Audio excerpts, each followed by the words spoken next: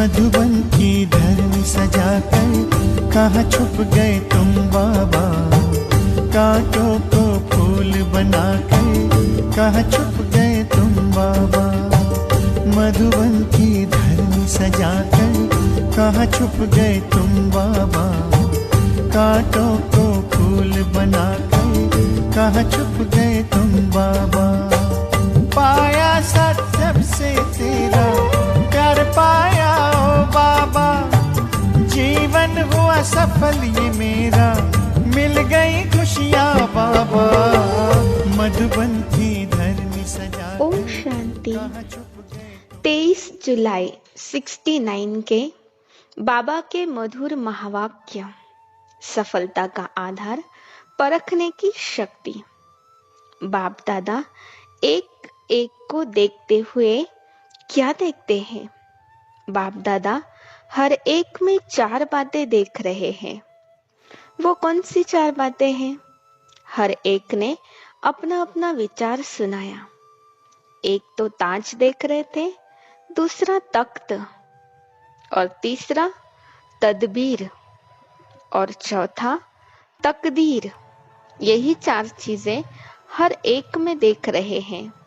संगम का ताज कौन सा है मालूम है?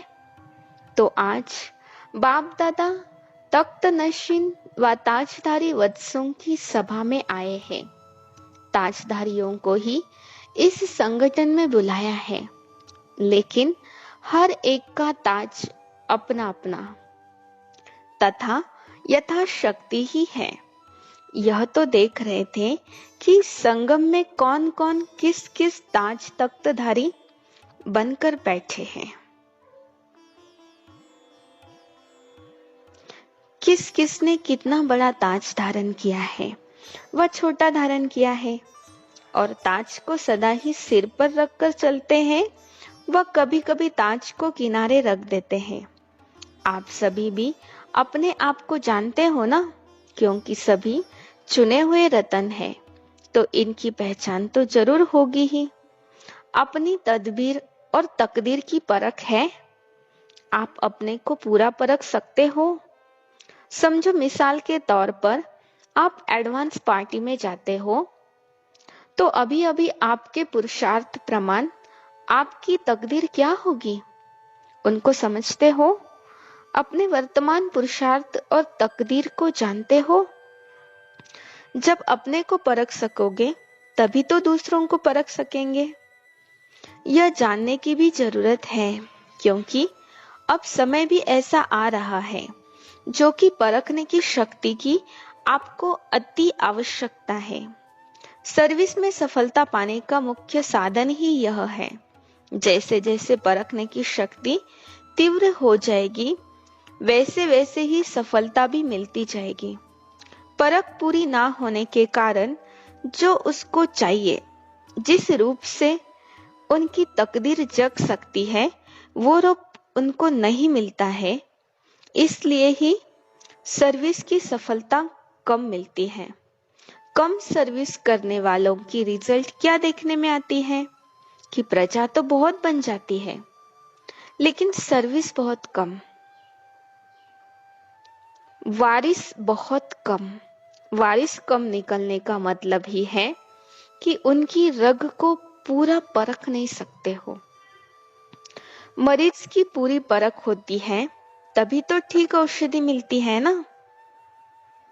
फिर रोग भी खत्म हो जाता है। रोग खत्म हुआ, फिर क्या होगा? खास जो निमित्त बने हुए पांडव हैं, उनको भविष्य में आने वाली बातों को परखने की शक्ति चाहिए और निर्णय करने की शक्ति भी चाहिए। निर्णय के बाद फिर निवारण की शक्ति चाहिए, तभी सामना कर सकेंगे।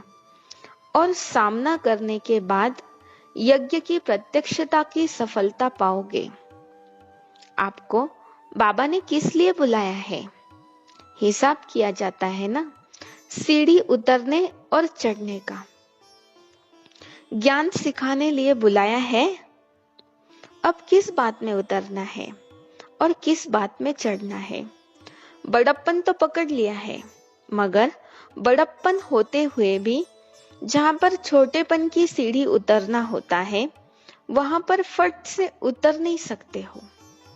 1 सेकंड में मालिक और 1 सेकंड में बालक बने की आवश्यकता है। यहाँ पर बालक बनना चाहिए, वहां पर किसी मालिकपन भी कुछ देखने में आता है। जैसा समय वैसा स्वरूप कैसे बनना चाहिए, वो ही सिखाने के लिए बुलाया है। मिसाल के तौर पर आप सभी भी संगठन के बीच में रहते हो। संगठन में कोई भी बात होती है तो उसमें विचार देने के समय मालिक बन विचार देना तो बहुत अच्छा है, लेकिन जहां पर संगठन का सवाल आता है, वहां पर निमित्त बने हुए भाई बहन जो फाइनल करते हैं, उस समय फिर अपनी बुद्धि को बिल्कुल ही बालकपन में ले आना चाहिए। बालकपने की क्वालिफिकेशन क्या होती है? वहीं पर फोर्स में मिलेंगे, फिर वही ही बिल्कुल निसंकल्प बन जाएंगे। तो इसी रीति संगठन के बीच में निमित्त बने हुए उनके सामने अपनी मालिकपने की बुद्धि बनाकर राय देकर फट से बालकपने की बुद्धि बना लेनी है, इसी में फायदा है। लेकिन जहां भी मालिकपन होता है, उसकी रिजल्ट क्या होती है? एक तो समय खराब होता है और शक्ति भी वेस्ट जाती है, और जो 1-2 में स्नेह बढ़ना चाहिए वह कम होना संभव हो जाता है। इसलिए आप लोग जैसे कि जिम्मेवारियां लेते जाएंगे, वैसे वैसे आपको इस सीढ़ी को उतरने और चढ़ने की आवश्यकता होगी। तो इन एडवांस भविष्य सर्विस की सफलता के लिए ये शिक्षा दे रहे हैं। आप सब अनुभवी भी हैं। समय प्रति समय हर एक छोटा बड़ा अपनी शक्ति और स्वमान को रखने की कोशिश करता है, और आगे चलकर ये कुछ समस्याएं ज्यादा आने वाली है। इसलिए ही जो निमित्त बने हुए हैं, उनको बहुत निर्माणचित बनना पड़ेगा। निर्माण अर्थात अपने मान का भी त्याग। त्याग से फिर और ही ज्यादा भाग्य मिलता है। जितना आप त्याग करेंगे, उतना और ही आपको स्वमान मिलेगा। जितना आप स्वमान खुद रखवाने की कोशिश करेंगे, उतना ही स्वमान गंवाने का कारण बन जाएंगे। इसलिए बालक और मालिकपने की सीढ़ी को जल्दी जल्दी उतरो और चढ़ो। इस अभ्यास को बढ़ाना है, इसलिए ही आपको बुलाया है। अब इसमें सफलता तो सभी होगी, जबकि परिस्थिति को परखने की शक्ति होगी। परिस्थितियों को परखने से फिर परिस्थिति प्रमाण परिणाम ठीक निकलता है। परखते नहीं है तो परिणाम उल्टा हो जाता है। परखने की शक्ति बढ़ाने का क्या पुरुषार्थ है? दिल की सफाई से इस बात में मुख्य बुद्धि की सफाई जास्ती चाहिए। संकल्प की जो शक्ति है, उनको ब्रेक लगाने की पावर हो। मन का संकल्प व बुद्धि की जजमेंट जो भी होती है, तो मन और बुद्धि दोनों को एक तो पावरफुल ब्रेक चाहिए और मोड़ने की भी शक्ति चाहिए। ये दोनों ही शक्तियों की बहुत जरूरत है। इसी को ही याद की शक्ति व अव्यक्त शक्ति कहा जाता है। अगर ब्रेक ना दे सकोगे तो ठीक नहीं, अगर टर्न नहीं कर सकेंगे तो फिर ठीक नहीं है। तो ब्रेक देने और मोड़ने की शक्ति होगी तो बुद्धि की शक्ति व्यर्थ नहीं गवाएंगे। एनर्जी वेस्ट ना होकर जमा होती जाएगी। जितना जमा होती होगी, उतना ही परखने की, निर्णय करने की शक्ति बढ़ेगी। यह भी अभ्यास भट्टी में करना चाहिए। तो अपने मन और बुद्धि को कहां तक ब्रेक लगा सकते हो और मोड़ सकते हो, अपने को चेक करना है। कोई बात में एक्सीडेंट होने के भी यही 2 कारण है। खास पांडव प्रति बाप दादा का यही विशेष इशारा है। अच्छा, भट्टी में तो बहुत कुछ सुना होगा, ऐसे तो नहीं कि बहुत सुनते हो तो बिंदु स्वरूप में रहना मुश्किल हो जाता है। परंतु बिंदु रूप में स्थित रहने की कमी का कारण यही है कि पहला पाठ ही कच्चा है। कर्म करते हुए अपने को अशरीरी आत्मा महसूस करें। ये सारे दिन में बहुत प्रैक्टिस चाहिए। प्रैक्टिकल में न्यारा होकर कर्तव्य में आना, ये जितना जितना अनुभव करेंगे उतना ही बिंदु रूप में स्थित होते जाएंगे। परंतु यह अटेंशन कम रहता है। आप कहेंगे समय नहीं मिलता, लेकिन समय तो निकाल सकते हो। अगर लक्ष्य है तो जैसे कोई विशेष काम पर जाता है तो उसके लिए आप खास ख्याल रखकर भी समय निकालते हो ना। यही संगम का थोड़ा सा समय जो रहा हुआ है उसमें यह विशेष काम है। विशेष काम समझकर बीच बीच में समय थोड़ा तो निकाल सकते हो, परंतु अभ्यास नहीं है, इसलिए सोचते ही सोचते समय हाथों से निकल जा रहा है। आप ध्यान रखो तो जैसी जैसी परिस्थिति उसी प्रमाण अपनी प्रैक्टिस बढ़ा सकते हो। इस अभ्यास में तो सभी बच्चे हैं। वास्तव में बिंदु रूप में स्थित होना कोई मुश्किल बात नहीं है। जितना जितना न्यारा बनेंगे तो बिंदु रूप तो है ही न्यारा, निराकार भी है तो न्यारा भी है। आप भी निराकारी और न्यारी स्थिति होंगे तो बिंदु रूप का अनुभव करेंगे। चलते चलते अव्यक्त स्थिति का अनुभव भी कर सकते हो। प्रैक्टिकल ऐसा सहज हो जाएगा कि जब भी चाहो तभी अव्यक्त स्थिति में ठहर जाओगे। 1 सेकंड के अनुभव से कितनी शक्ति अपने में भर सकते हो वो भी अनुभव करेंगे, और ब्रेक देने मोड़ने की शक्ति की अनुभूति हो जाएगी। तो बिंदु रूप का अनुभव कोई मुश्किल नहीं है, संकल्प ही नीचे लाता है। संकल्प को ब्रेक देने की पावर होगी तो ज्यादा समय अव्यक्त स्थिति में स्थित रह सकेंगे।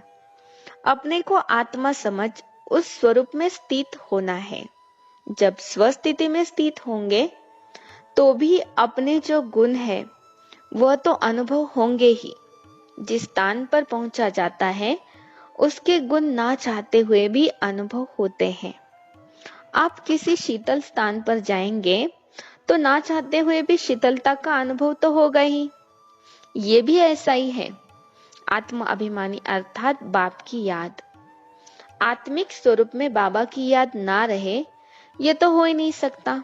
जैसे बाप दादा दोनों अलग अलग नहीं है, वैसे ही आत्मिक निश्चय बुद्धि से बाप की याद भी अलग नहीं हो सकती। क्या 1 सेकंड में अपने को बिंदु रूप में स्थित नहीं कर सकते हो? अगर अभी सबको कहें कि यह ड्रिल करो तो कर सकते हो। बिंदु रूप में स्थित होने से एक तो न्यारेपन का अनुभव होगा और जो आत्मा का वास्तविक गुण है उसका भी अनुभव होगा। ये भी प्रैक्टिस करो, क्योंकि अब समय कम है और कार्य ज्यादा करना है। अभी समय जास्ती और काम कम करते हो। आगे चलकर तो समय ऐसे आने वाला है जो कि आप सभी की जीवन तो बहुत बिजी हो जाएगी और समय कम देखने में आएगा। यह दिन और रात 2 घंटे के समान महसूस करोगे। अब से ही यह प्रैक्टिस करो कि कम समय में काम बहुत करो। समय को सफल करना भी बहुत बड़ी शक्ति है। जैसे आप अपनी एनर्जी वेस्ट करना ठीक नहीं है, वैसे ही समय को भी वेस्ट करना ठीक नहीं है। एक एक की प्रजा प्रख्यात होगी। जब प्रजा प्रख्यात होगी तब पद भी प्रख्यात होगा। हर एक की प्रजा और भक्त प्रख्यात होंगे। भविष्य पद के पहले संगम की सर्विस में सफलता स्वरूप का यादगार प्रख्यात होगा। भविष्य पद प्रख्यात होगा। ऐसा समय आने वाला है जो कि आप अपनी कमाई नहीं कर सकोगे, परंतु दूसरों के लिए बहुत बिजी हो जाओगे। अभी अपनी कमाई का समय बहुत थोड़ा है। फिर दूसरों की सर्विस करने में अपनी कमाई होगी। अभी ये जो थोड़ा समय मिला है ना, उसका पूरा पूरा लाभ उठाओ, नहीं तो फिर यह समय भी याद आएगा। इसलिए ही जैसे भी हो, जहां पर भी हो, परिस्थितियां नहीं बदलेंगी। ये नहीं सोचना कि मुसीबतें हल्की होंगी फिर कमाई करेंगे। ये तो दिन प्रतिदिन और ही विशाल रूप धारण करेगी, परंतु इनमें रहते हुए भी अपनी स्थिति की परिपक्वता चाहिए। इसलिए ही समय का ध्यान और अपने स्वरूप की स्मृति और इसके बाद फिर स्थिति, इसका ध्यान रखना है। अच्छा, जिम्मेवारी का ताज बताया तो तख्त कौन सा था? नम्र चित्त का, जिस पर ही विराजमान होने से सारा काम ठीक कर सकेंगे। शक्ति सेना को तो एक रस का तख्त दिया था और पांडव सेना को निर्माण चित्त का दिया था। उस पर बैठ और जिम्मेवारी का ताज धारण कर भविष्य की पदवी बनाओ। तख्त से उतरना नहीं, इसी पर बैठकर काम करोगे तो कार्य सफल होगा। देखो, सारे दिन में जो आप काम करते हो उसमें 4 बातें कौन सी है जो कि आपके साथ रहती है?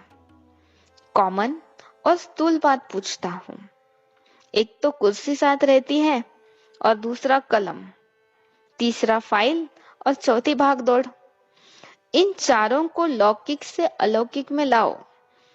कुर्सी पर जब बैठो तब तख्त याद करो, कलम उठाओ तो कमल के फूल को याद करो।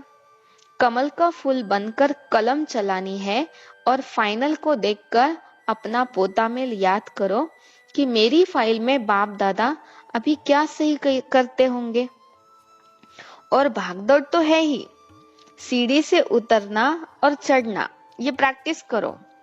तो जहां पर भी बुद्धि को लगाना चाहता हूं, लगती भी है कि नहीं? वैसे ही जैसे कि पांव जहां भी चलाते हो, जहां भी चलाने चाहो, चलते हैं ना, इसी प्रकार से आपकी बुद्धि की भी पांव मिसल हो जाएगी। यह बुद्धि को लौकिक से अलौकिक बातों में परिवर्तन करना है, तो अवस्था में भी परिवर्तन आ जाएगा।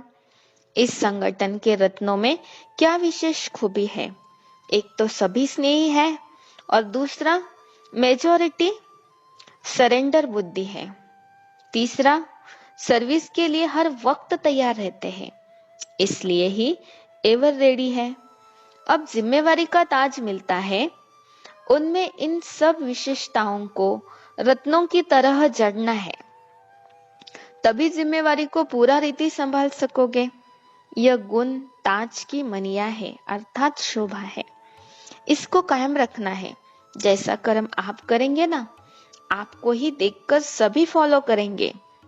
एक स्लोगन और याद रखना जरूरी है, छोटों को करो प्यार और बड़ों को दो रिगार्ड।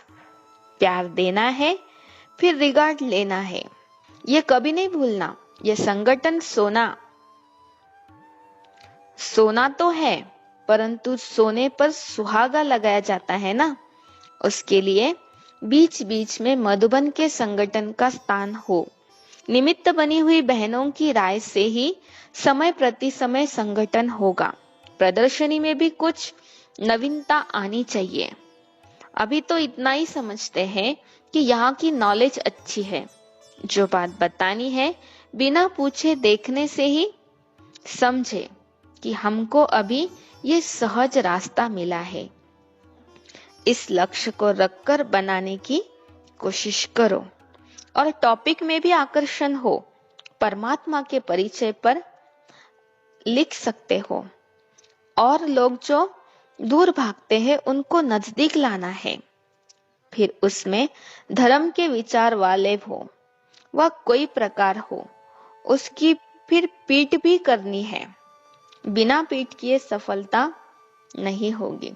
जैसे म्यूजियम की सर्विस है, उसकी भी पीठ करनी है, उससे संपर्क रखना है।